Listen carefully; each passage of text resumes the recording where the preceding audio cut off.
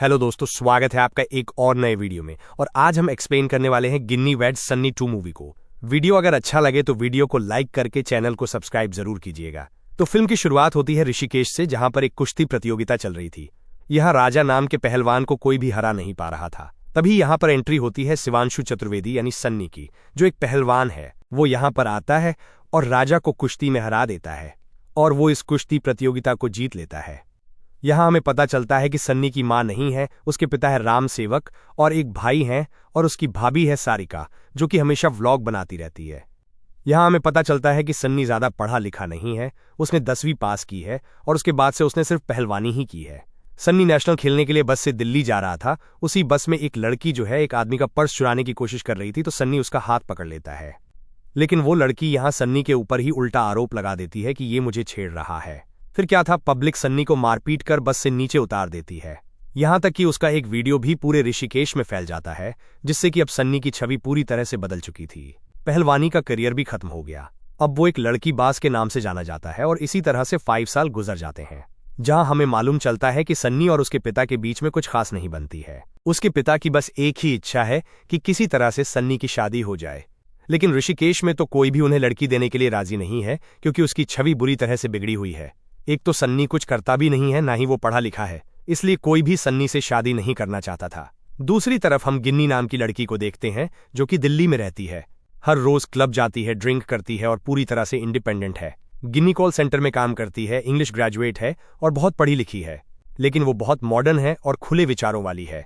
उसके पिता नहीं है, सिर्फ उसकी माँ है। माँ का नाम नीलू है और नीलू की सिर्फ एक ही इच्छा है कि किसी तरह से गिन्नी की शादी हो जाए। यहाँ हमें पता चलता है कि गिन्नी के पहले 3 रिलेशनशिप रह चुके हैं और एक सगाई भी टूट चुकी है। इसी वजह से गिन्नी का लव मैरिज से तो भरोसा उठ चुका है। माँ जो बोलेगी वो उसी से शादी कर लेगी। लेकिन अभी तक तो उन्हें ऐसा कोई लड़का पसंद नहीं आया है कि वो जिससे गिन्नी की शादी करा सके। गिन्नी और सन्नी की प्रॉब्लम एक ही है। सन्नी को लड़की पसंद नहीं आती है, तो गिन्नी को लड़के पसंद नहीं आते हैं।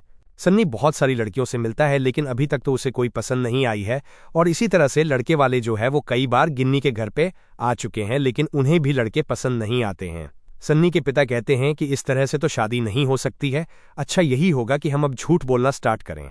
अखबार में शादी वाले पेज पर कई बार छाप चुके हैं कि तुम कैसे लड़के हो, लेकिन वो हमने सच्चाई बताई थी, लेकिन अब हम झूठ बोलेंगे। और इसी तरह से गिन्नी की मां नीलू का भी यही कहना है कि सभी को घर गृहस्थी वाली लड़की पसंद है, ना कि ड्रिंक करने वाली, पार्टी करने वाली।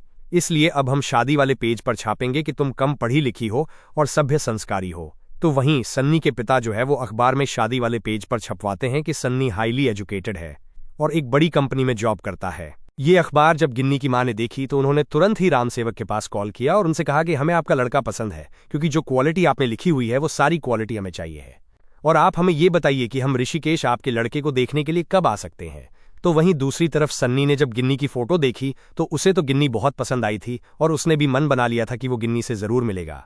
आगे हम देखते हैं कि कुछ ही दिनों के बाद गिन्नी और उसकी मां नीलू सन्नी से मिलने के लिए आ जाते हैं।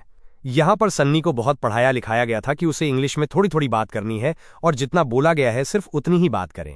तो जब यहाँ सन्नी और गिन्नी मिलते हैं तो सभी के सामने सन्नी जो है वो गिन्नी से इंग्लिश में बात कर रहा था और अब सन्नी और गिन्नी अकेले में बात करते हैं, जहां पर कि गिन्नी सन्नी से पूछती है कि क्या तुम्हें मुझसे कुछ पूछना है। तो यहाँ पर सन्नी उससे कुछ भी नहीं पूछ पाता है, क्योंकि उसकी तैयारी नहीं है। लेकिन यहाँ गिन्नी के साथ ऐसा पहली बार हुआ था। जब भी वो किसी लड़के से मिली है तो हमेशा उन्होंने उससे ढेर सारे सवाल पूछे हैं। फिर जब गिन्नी से पूछा गया कि क्या तुम्हें लड़का पसंद है, तो उसने हाँ कह दिया था। और अब क्योंकि दोनों के रिश्ते जो है वो झूठ पर टिके हुए थे, इसलिए उन्होंने शादी करने में ज्यादा देरी नहीं की। कुछ ही दिनों के बाद दोनों की शादी हो जाती है, जहां पर कि सभी लोग बहुत खुश थे, क्योंकि आखिरकार सन्नी की शादी हो चुकी थी। अब शादी वाले दिन ही गिन्नी के जो दोस्त थे ना, उन्होंने गिन्नी को कुछ शराब पिला दी थी, जिस वजह से गिन्नी अपनी सुहागरात को नशे की हालत में थी। और शुरुआत जो है वो सन्नी ने नहीं की, बल्कि गिन्नी ने की थी। सबसे पहले तो गिन्नी ने सन्नी के हाथ बांधे। यहाँ पर सन्नी को समझ नहीं आ रहा था कि उसके साथ हो क्या रहा है। सन्नी को तो ऐसा लग रहा था कि गिन्नी कोई लुटेरी दुल्हन है, लेकिन गिन्नी जो है वो सन्नी के ऊपर जानवरों की तरह टूट पड़ी थी। और इतना सब कुछ तो सन्नी ने एक्सपेक्ट नहीं किया था। सन्नी को तो एक सभ्य संस्कारी लड़की चाहिए थी, लेकिन यहाँ गिन्नी तो उससे पूरी तरह उल्टी है। दोनों की शादी तो हो चुकी थी, लेकिन उनके बीच में बातें नहीं हो रही थी। दोनों एक दूसरे से दूरियां बना रहे थे, क्योंकि उस रात के बाद से सन्नी का बिल्कुल भी मन नहीं था गिन्नी के नजदीक जाने का, और गिन्नी बहुत चाहती है कि वो सन्नी के नजदीक जाए। हालांकि उसे भी पता है कि गलती तो उससे हुई है। वहीं घर वाले और मोहल्ले वालों को तो ऐसा लग रहा है कि सन्नी बहुत मजे कर रहा है। लेकिन सन्नी उन्हें बता नहीं पा रहा था कि आखिरकार उनके बीच में कुछ भी नहीं हो रहा है। तो इसी तरह से कुछ दिन बीत जाते हैं, लेकिन अभी भी गिन्नी और सन्नी के बीच में कुछ भी ठीक नहीं हो रहा था। दोनों के बीच में दूरियां थीं। अब एक दिन गिन्नी भाभी सारिका के साथ ब्यूटी पार्लर जा रही थी कि तभी गिन्नी की नज़र सन्नी पर पड़ती है और उसे पता चलता है कि सन्नी कोई जॉब नहीं करता, बल्कि उसकी तो एक छोटी सी दुकान है। इतना सब कुछ देखने के बाद भी गिन्नी ने सन्नी से कुछ भी नहीं कहा। और फिर आगे हम देखते हैं कि भैया और भाभी की सालगिरह थी और यहीं पर गिन्नी को किसी ने सन्नी का वो वीडियो भी दिखा दिया था जो कि पूरे शहर में वायरल हुआ था। तो अब यहाँ पर गिन्नी बहुत सारी शराब पीकर डांस करने लगी थी, तो यहाँ सन्नी उसे अपने साथ ले जाने लगा था। लेकिन गिन्नी ने सभी के सामने सन्नी की पोल पट्टी खोल दी। वो कहती है कि तुम तो खुद को बहुत ही शरीफ दिखाने की कोशिश करते हो, लेकिन आखिरकार तुम क्या हो आज मुझे पता चल गया है और अब मैं तुम्हारे साथ एक पल भी नहीं रह सकती हूँ और यहाँ से सीधे मैं दिल्ली जाऊंगी। तो वहीं सन्नी भी गुस्से में था और वो गिन्नी से कह देता है कि आज के बाद वो उसे मुड़कर नहीं देखेगा। इतना बोलने के बाद गिन्नी जो है वो यहाँ से रोते हुए अपने घर चली जाती है। जब गिन्नी अपने घर पहुंची तो उसने ये सारी बातें अपनी माँ को बताई। माँ कहती है कि तुझे आगे बढ़ना चाहिए और सारी बातें भूलकर एक नई शुरुआत करनी चाहिए, क्योंकि गिन्नी पढ़ी लिखी है, इंडिपेंडेंट है, वो कुछ भी कर सकती है। दूसरी तरफ हम देखते हैं कि सन्नी को भी उतना ही बुरा लग रहा था, क्योंकि पूरे मोहल्ले वाले के सामने गिन्नी ने सन्नी की इज्जत उतारी है। सबसे पहले तो वो अपने पिता से खूब लड़ता है कि उन्होंने झूठ क्यों बोला, उन्हें झूठ बोलना ही नहीं चाहिए था, अखबार में शादी वाले पेज पर झूठ छापना ही नहीं चाहिए था। पिता तो अभी भी चाहते हैं कि वो दिल्ली जाए और गिन्नी को वापस लेकर आए, लेकिन यहाँ सन्नी ने अपना इरादा बदल लिया था। फिर सन्नी दिल्ली पहुंच गया और इससे पहले कि सन्नी यहाँ गिन्नी से डिवोर्स की बात कर पाता, उससे पहले ही यहाँ गिन्नी और उसकी माँ नीलू ने डिवोर्स की बात कर दी। उन्होंने साइन करके भी दे दिया था और अब यहाँ पर सन्नी के पास कोई और ऑप्शन नहीं था। पर सन्नी ने मन बना लिया था कि वो पहले इंप्रेस करेगा, उसे पटाएगा और फिर उसे डिवोर्स देगा। तो अब गिन्नी जहां भी पार्टी करने के लिए जाती, सन्नी जो है वो उसके पीछे पीछे चला आता है और यहाँ गिन्नी उससे दूर भाग रही थी, क्योंकि वो हर वक्त उसके आसपास नजर आ रहा था। अब एक दिन की बात है जब गिन्नी पार्टी में गई थी और इसी पार्टी में सन्नी भी मौजूद था। तभी हम एक लड़के को देखते हैं जिसका नाम देव है, जो कि गिन्नी के नजदीक आने की कोशिश करता है और उसे इधर उधर छू रहा था।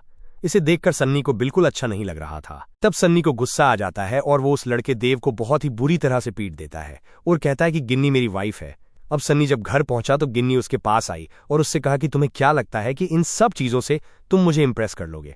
मैं जरा सी भी इंप्रेस नहीं होंगी। तो यहाँ पर सन्नी गिन्नी से कहता है कि मुझे एक मौका चाहिए, होली तक तुम मेरे साथ घर चलो और होली के अगले ही दिन मैं तुम्हें डिवोर्स दे दूंगा। इतना सुनने के बाद गिन्नी मान जाती है और अब गिन्नी जो है वो सन्नी के साथ वापस ऋषिकेश आ जाती है। गिन्नी यहाँ नोटिस करती है कि सन्नी जो है वो पहले की तरह नहीं रहा, लेकिन ऐसा भी तो हो सकता है कि सन्नी जो है वो दिखावा कर रहा है, इसलिए गिन्नी जो है वो उसके साथ कुछ और टाइम स्पेंड करती है। धीरे धीरे उसे समझ आता है कि सन्नी जो है वो सचमुच बदल गया है।